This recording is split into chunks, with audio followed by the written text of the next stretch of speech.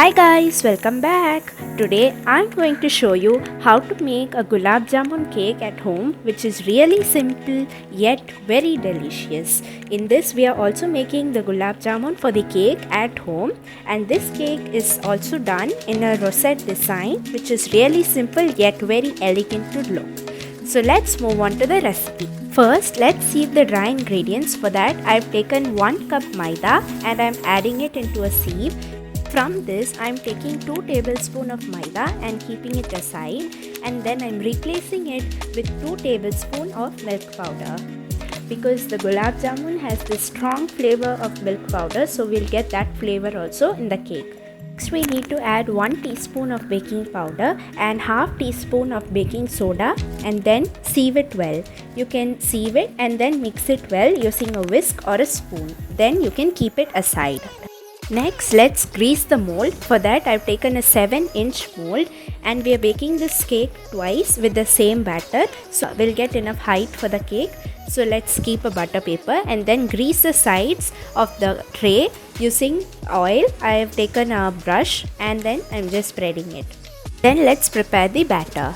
For that I've taken 4 eggs bowl and I'm adding a pinch of salt to it. The salt helps the egg to become foamy quicker. So here I've not separated egg whites and egg yolks since I'm using my beater. If you do not have a beater and you're planning to do this cake using a whisk, you can follow the method I've shared in my vancho cake recipe. In that I've done the method where I've used the whisk and I've separated the egg yolk and the egg white so that the egg will start becoming foamy soon.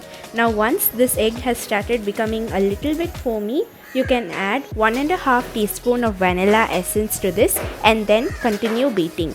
You need to beat it until its color changes and becomes a pale yellow or a whitish yellowish color. Now this is how it has to be, nice and fluffy, and it was almost double in size. Now at this time I have taken 3/4 cup of sugar and I powdered it and I'm adding it to this egg mixture, and then after adding the powdered sugar you can mix this well. After mixing it well, you can add 1/4 cup of sunflower oil or any oil which doesn't have smell and mix it well. Do not mix it a lot because then the cake will go hard, but it has to be mixed well. After that I am adding the dry ingredients in 2 to 3 batches, and along with that I am adding 1.5 tablespoon of lukewarm milk. The quantity of milk may vary depending on how much fluffy your egg is and how much big and the size of your egg is. So make sure you have this ribbon consistency in your batter. Similarly, you can add the dry ingredients and the milk alternately and prepare the batter in the right consistency. Do not mix this with your beater because the egg's fluffiness will go down and your cake won't be soft at all. It won't have height as you expect. So make sure you mix it slowly. Meanwhile, I've also preheated the oven at 170 degree for 10 minutes.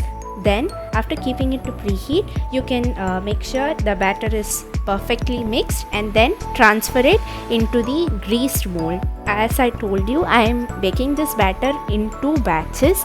So I'm just pouring half of the batter first and I'm keeping the rest aside.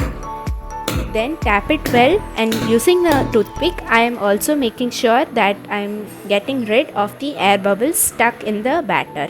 Then just tap it well. This is to make sure the air bubbles go, or else when you cut the cake there will be holes in the cake which would not look nice.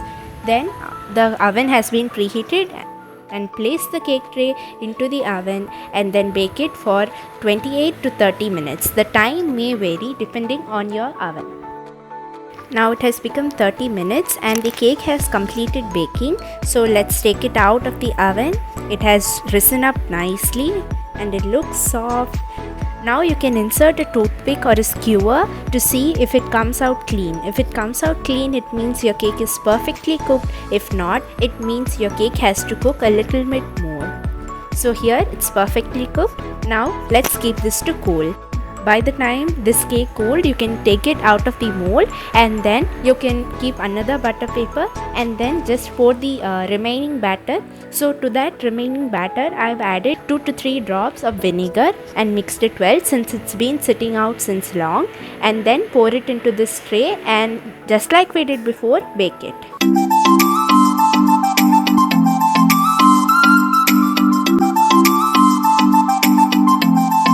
How perfect our cake is.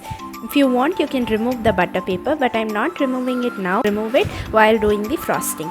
Now you can cut the cake into 2 layers after leveling the top. I've kept the other cake also to bake, and this by the time I'm just cutting this cake into 2 layers. You can mark a border on side of the cake where you can cut the cake so that you'll get the layer in a perfect circle, and it won't be like one side is big and one side is small. So this is a perfect method. You can follow this and you can cut it just like this. If you want, you can make it 3 layers depending on the height of your cake. So here I'm cutting each cake, that is we are baking 2 cakes, so each cake into 2 layers. So totally we get 4 layers. So I've cut the cake into 2 and these are our 2 layers. The time itself I had prepared our gulab jamun. I am uploading it as a separate recipe because if I include it in this video, the video's length is too long, so you can check it. I'll give the link in the description as soon as I upload it. And you would need to take double of those ingredients for making gulab jamun for this cake, because I made it once and I had to make it once again because I noticed the number of gulab jamun was not sufficient enough. Now I've kept aside some gulab jamuns for a small decoration on top. I've taken around 8 gulab jamuns. You can take as many as required and keep it aside. The rest we can use it for our filling inside the cake. Now when I made it twice, I got around 20 gulab jamuns. It depends on the size you make. Now you need to cut each gulab jamun into small pieces. I've taken around 7 to 8 gulab jamuns and then cut it into small pieces like this. Now for soaking the cake, I've taken the remaining sugar syrup of the gulab jamun and then I've added a little bit of ordinary sugar syrup into it. Next for frosting, I've taken 1 cup of whipping cream powder and I'm adding 1 cup of milk into it. I am using hot milk, and then you can mix it well using your whisk. After mixing it, you can keep it into the freezer for half an hour. Now I've taken it out after half an hour, and then I've also chilled the blades of the beater and I've kept it in the freezer as well. Now you can start beating. First you can put it at the first speed. So as soon as you start beating, you will see that it's not so loose, but it's not stiff as well. It would be in this consistency. You can continue beating. In this there is added sugar and vanilla essence, so no need to add anything extra.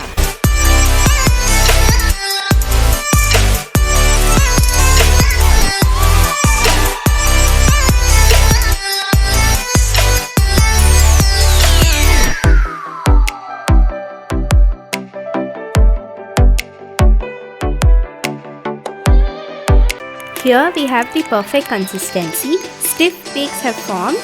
Now as you can see, I am turning the entire bowl of whipped cream upside down, but still it's not falling. This is perfect. Now you can keep it into the fridge until further use. So these are our 4 layers of cake which we have prepared earlier.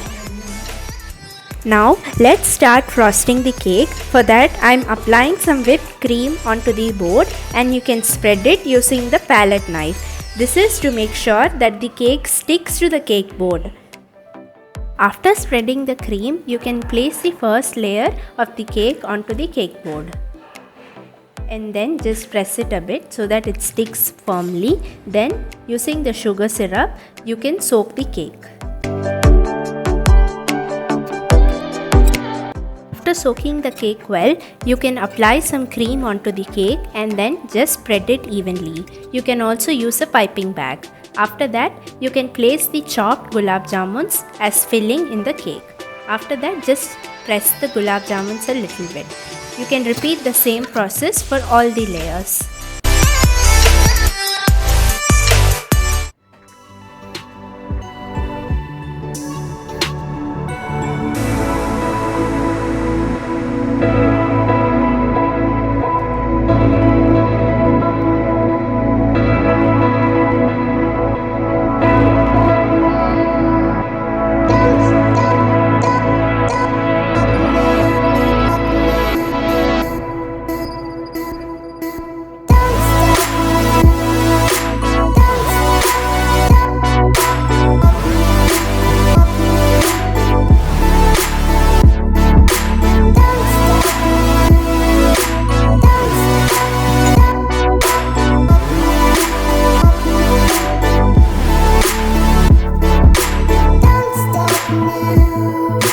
Now here our crumb coat for the cake is done. Now you can place it into the fridge for about half an hour.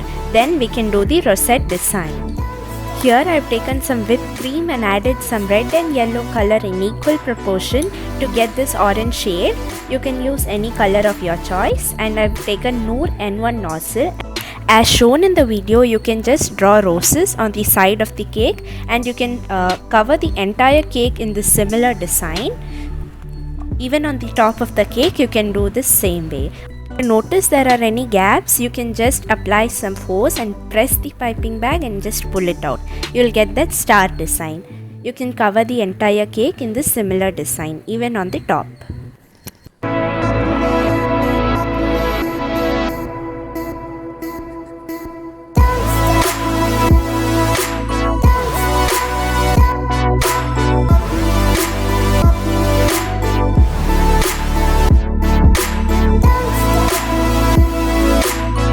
For doing the top design, in a piping bag, I've put some orange cream on the sides and I've put some white cream in the middle. When you draw the roses, you will see that you will get the white and orange mixture shade in the roses.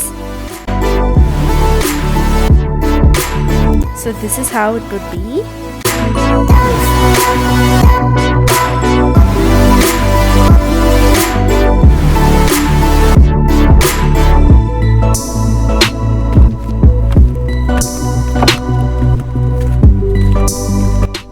So this is how the cake looks after the rosette decorations. I've also given a small design on top, not roses, but just pressing the piping bag with the cream inside.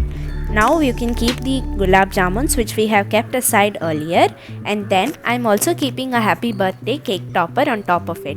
You can also make your own handmade cake toppers at home. I've also uploaded a video on how to make them. I'll give the link in the description. You can check it out. Now here is our cake after all the decorations, the gulab jamuns, the cake topper and the roses all together make the cake look perfect. Now let's cut it.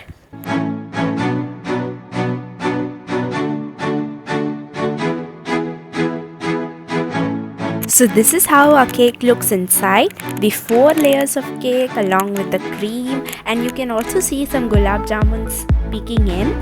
Now let's taste it. The cake is so soft. Let's taste it. It's absolutely amazing. Do give this recipe a try and enjoy. Thank you.